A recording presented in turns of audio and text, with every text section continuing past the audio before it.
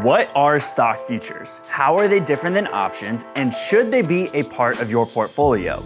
Well, at the core, stock futures are derivative contracts that are traded between a buyer and a seller in the open market. There are three main components of these contracts. First, the strike price, which is the predetermined level of price that the underlying asset will be purchased or sold at on the exercise date. Next, you have the exercise date, which is the date that the contract is either exercised or expires worthless. And lastly, the premium paid for the contract, the additional cost of the contract the buyer pays to enter into the agreement, or the money the seller receives for taking the risk.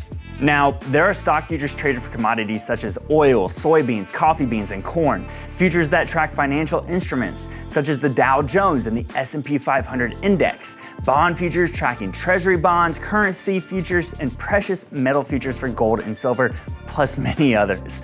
And these are all regulated by the Commodity Futures Trading Commission, or the CFTC. This agency was created by Congress in 1974 to ensure the integrity of the futures market pricing, prevent abuse and fraud, as well as regulate brokerages who participate in futures trading. Now, you might be asking yourself, what is the difference between a futures and an options contract? Well, with an option, the holder of the contract has the right, but not the obligation, to buy or sell the underlying asset at expiration. In other words, the option contract can expire worthless.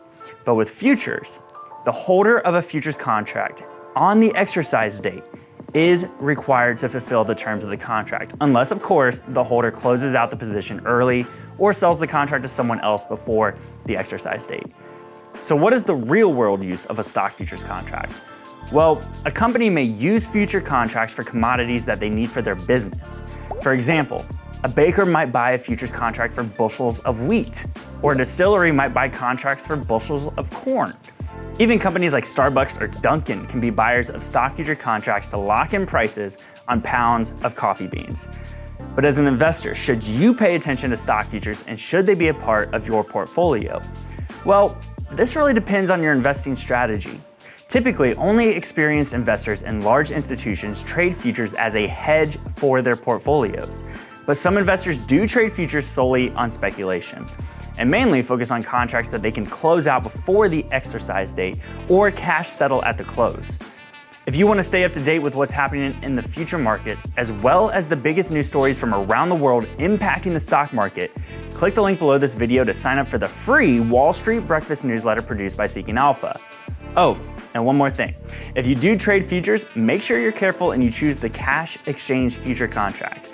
Although sometimes I think 37,500 pounds of coffee would fulfill my lifetime supply. Sorry, Duncan.